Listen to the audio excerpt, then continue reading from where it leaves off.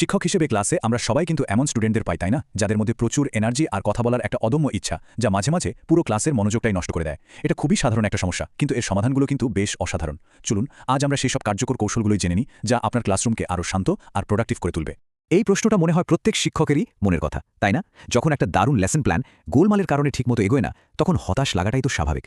মনে হয় এত সব প্রস্তুতি বৃথাই গেল। কিন্তু একদম চিন্তা করবেন না, এই পরিস্থিতিটা নিয়ন্ত্রণে আনার অনেক ভালো উপায় আছে, আর আমরা আজ সেগুলো নিয়ে কথা বলতে এসেছি।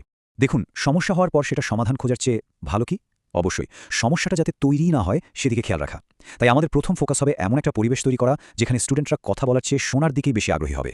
বছরের একেবারে শুরুতে বা সেমিস্টারের প্রথম দিনেই ক্লাসের নিয়মকানুনগুলো একদম পরিষ্কার করে দেওয়াটা কিন্তু ভীষণ জরুরি। যেমন ধরুন, যখন আমি কথা বলবো তখন তোমরা শুনবে, বা কোনো প্রশ্ন থাকলে হাত তুলতে হবে। স্টুডেন্টরা যখন পরিষ্কারভাবে জানবে যে কখন কথা বলা ঠিক আর কখন নয়, তখন দেখবেন তারা নিয়ম ভাঙার আগে একবার হলেও ভাববে। এটাই হলো ক্লাসরুম ম্যানেজমেন্টের প্রথম আর সবচেয়ে গুরুত্বপূর্ণ ভিত্তি। অনেক সময় কি হয় দেখবেন, কিছু বন্ধু একসাথে বসলেই তাদের মধ্যে গল্প জমে ওঠে। এক্ষেত্রে কোনো রকম বকাঝকা না করে শুধু তাদের বসার জায়গাটা একটু বদলে দিন। যে স্টুডেন্টটা বেশি কথা বলছে তাকে হয়তো সামনের বেঞ্চে বা এমন কোনো জায়গায় বসান যেখান থেকে সে আপনার নজরে থাকবে। এই ছোট্ট একটা পরিবর্তনই কিন্তু ক্লাসে অনেক বড় একটা পার্থক্য এনে দিতে পারে। কিন্তু ধরুন আপনি নিয়মকানুন সব ঠিক করে দিয়েছেন, তারপরেও কোনো একজন স্টুডেন্ট কথা বলেই যাচ্ছে, তখন কি করবেন? তখন দরকার সরাসরি কিন্তু শান্তভাবে হস্তক্ষেপ করা। চলুন দেখি ঠিক সেই মুহূর্তে কি করা যেতে পারে। এই স্লাইডের 3টে ধাপ কিন্তু দারুণ কার্যকর। পুরো ক্লাসকে বিরক্ত না করে প্রথমে শান্তভাবে যে কথা বলছে তার ডেস্কের কাছে হেঁটে যান। আপনার উপস্থিতিটাই একটা নীরব সংকেত হিসেবে কাজ করবে। এরপর দ্বিতীয় ধাপ অনুযায়ী তার চোখের দিকে তাকান। এতেই সে সাধারণত বুঝে যায় এবং সতর্ক হয়ে যায়। যদি তাতেও কাজ না হয়, তাহলে 3 নম্বর ধাপটা কাজে লাগান। খুব শান্তভাবে তার নাম ধরে পড়া বিষয়ক একটা প্রশ্ন করুন, যেমন, রাহুল, আমরা যে টপিকটা নিয়ে আলোচনা করছিলাম এই ব্যাপারে তোমার কি মনে হয়? ব্যাস, এতেই দেখবেন তার মনোযোগ সাথে সাথে ক্লাসে ফিরে আসবে। একটা কথা মনে রাখবেন, স্টুডেন্টদের নিয়ন্ত্রণ করার সবচেয়ে ভালো উপায় হলো তাদের সাথে একটা সুন্দর সম্পর্ক তৈরি করা। যখন ওরা আপনাকে সম্মান করবে, আপনাকে পছন্দ করবে, তখন স্বাভাবিকভাবেই আপনার কথা শুনবে। চলুন এবার দেখি কিভাবে এই সম্পর্ককে কাজে লাগিয়ে তাদের আচরণ পরিবর্তন করা যায়। যে স্টুডেন্টটা বেশি কথা বলছে, হতে পারে তার মধ্যে এনার্জিটা একটু বেশি, বা সে ক্লাসে হয়তো বোর হচ্ছে। তার সেই এনার্জিটাকে একটা পজিটিভ দিকে চালিত করুন না।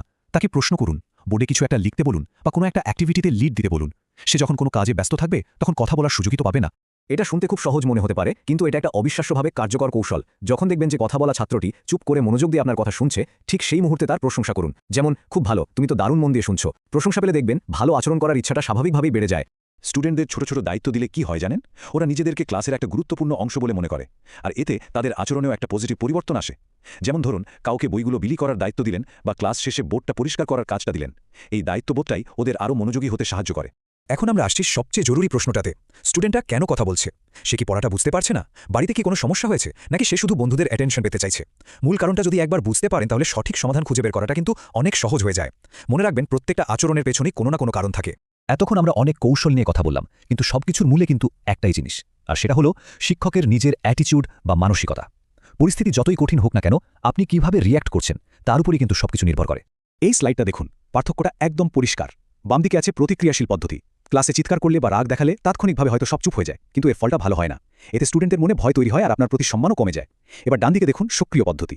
এর বদলে ধৈর্য ধরে শান্তভাবে পরিস্থিতি সামলালে তা অনেক বেশি কার্যকর হয়, আর স্টুডেন্টরাও আপনাকে একজন নির্ভরযোগ্য শিক্ষক হিসেবে দেখে। তাহলে চলুন, যে 10টা কার্যকর কৌশল নিয়ে আমরা এতক্ষণ কথা বললাম, সেগুলো একবারে ঝালিয়ে নেওয়া যাক। স্পষ্ট নিয়ম তৈরি করা থেকে শুরু করে ধৈর্য ধরে পরিস্থিতি সামলানো পর্যন্ত, এই প্রত্যেকটা কৌশলই কিন্তু পরিস্থিতি অনুযায়ী দারুণ কার্যকর হতে পারে। আসল কথা হলো স্টুডেন্টকে বোঝা এবং সঠিক সময়ে সঠিক কৌশলটা প্রয়োগ করা। এখন আপনার পালা। ভাবুন তো, এই আলোচনা থেকে পাওয়া যে কোনো একটা কৌশল বেছে নিয়ে আগামীকালই ক্লাসে প্রয়োগ করলে কেমন হয়। মনে রাখবেন, আপনার নেওয়া একটা ছোট্ট পদক্ষেপও কিন্তু আপনার ক্লাসরুমের পরিবেশে একটা বড় আর ইতিবাচক পরিবর্তন